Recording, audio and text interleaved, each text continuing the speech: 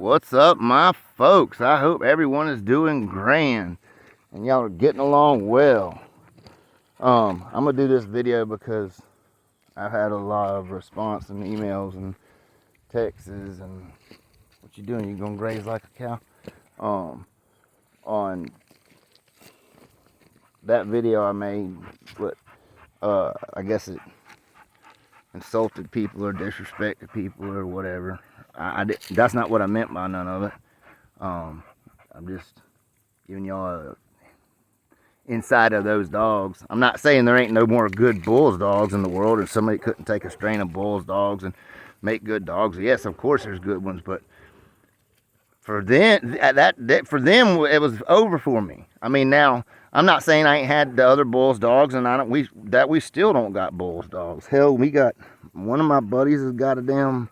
Now he's my partner, and they got a couple litters off of a son of Big Whiskey, a double bred son of Big Whiskey.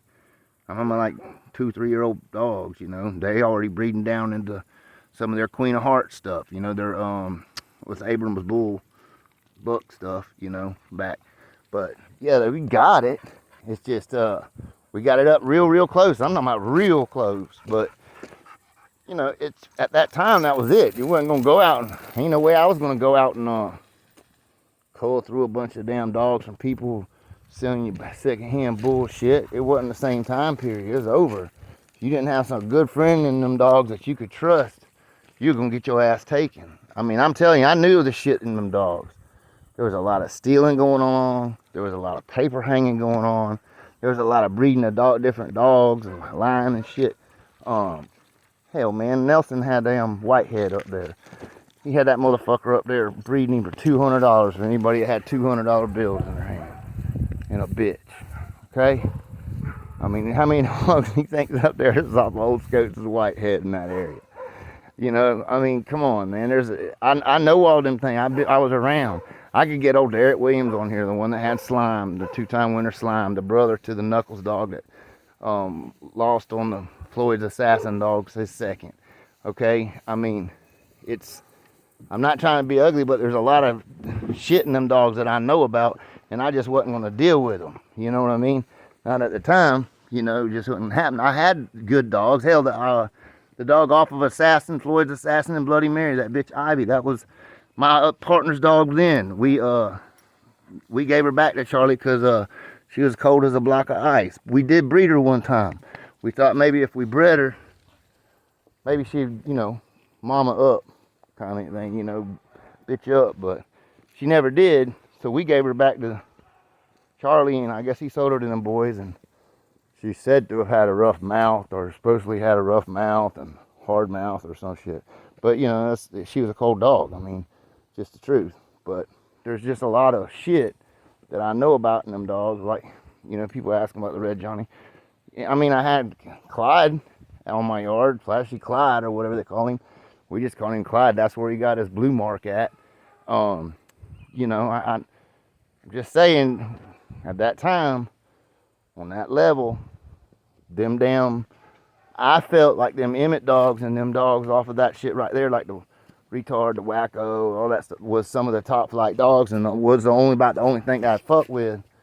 And matter of fact, I wanted to go back to when we had a bitch, a Turtle Buster Billison bitch, that she just didn't make it out the other end, but that's what one we was considering going back into that stuff with, And when we bred the Ivy bitch, we bred her back to a Turtle Buster dog and got a litter of Stone Cold Monsters. And one of mine was even dead game. These were fine dogs, So it wasn't like we were going to go back and... It's kind of like when you get lucky once and don't try to repeat it with the same recipe with different ingredients kind of shit, That's what I mean by that. I'm not saying... And a lot of guys, man, they get on here and they boils this, boils that, and they don't know the thing. I can look at the pet and say, well, that dog's really not off of that dog, and I can start picking shit apart. Now, if y'all want me to be the bad guy and get people on here and the witnesses that were there at the time and did it, I mean, Derek called me up and he had got some religion and was like, man, you're probably going to punch me in the nose, but this is what we did. This is what these dogs are really out of. This is how it is. I mean, he held the dick on the breedings, So there's a lot of shit goes on in them dogs. But if you know these things, And you know how that goes. You can make better breedings, you know. I mean, little secrets, that's little edges. So that is one way, good thing to look at it. I look at it like that too, you know. But just facts, ain't it, you know. Then there's so many people you can get like the honest shit from, and you got to stick with them. That's how it was back then. You wasn't gonna buy nobody's good shit unless you were gonna buy an older dog, you know. Otherwise, you was gonna get your money took, man. You might have some shit bred off the street. But not saying they all did that, but there was a good portion that did some stolen shit that was hung up. And yeah, now what might have been great dogs. They might all been great dogs. Motherfucker might just, you know, be bred totally different than what they say. I mean, that's just how it works. And when you know those things, there's certain strains you go with, you know. But there's no insult. I'm not saying that people don't have good dogs and they got Boyle's paperwork. But a lot of dogs ain't even really Boyle's dogs, they're Boyle's crosses, you know. You'll have like heavy Boyles on this, and you'll have even if it's Patrick blood, if it ain't Ronald Boyle's blood, it ain't Ronald Boyle's blood. I mean, not even if it's similar, just like what I'm doing similar type breedings to make my own shit, but the same thing. Hopefully it works, it might not. They don't always do.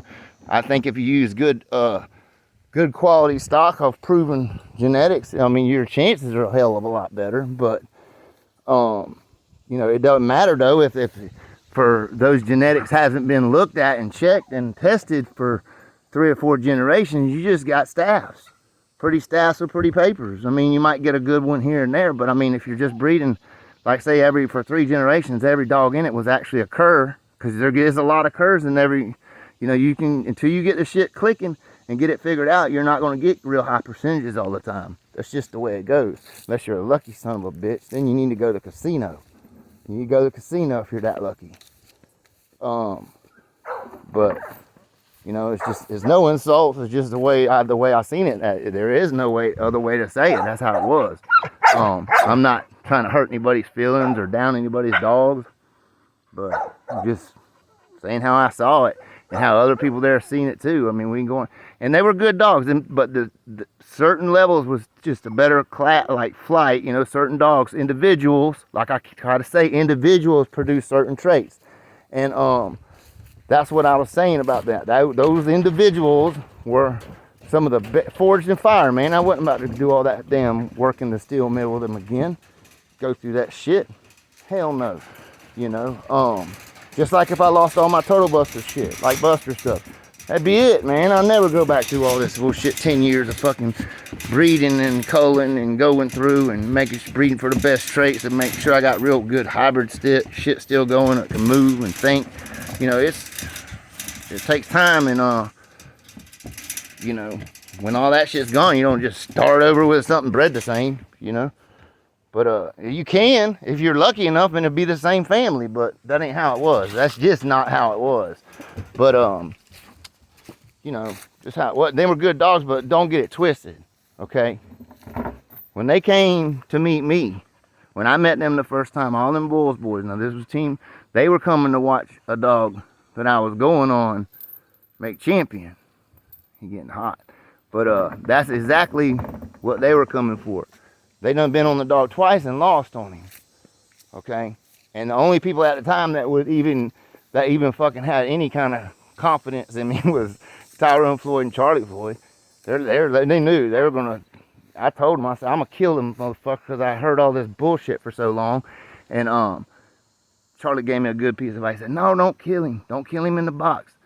Make that motherfucker stop. That way they don't say they're dead game dogs. I'll never forget that. I'll never forget it, and that's what I did too. I pushed him so hard till I knew he couldn't, that he was gonna stop, and that's what I did. But, you know, there was good dogs everywhere. It wasn't just, I mean, but you couldn't, just like my Artie Cherry stuff, once that stuff got to, I inbred it too damn much, I lost something in them, and I never could quite get it back. I mean, there's certain, you know what I mean? And then when I went and chased it, that's what I'm saying, it was over for me, because I done went several different states chasing that shit, different people, and it still wasn't the same. Them dogs just weren't the same as the ones that we got right from Ray Ramsey. I mean, so anyway, folks, y'all take care, and y'all keep on bulldogging.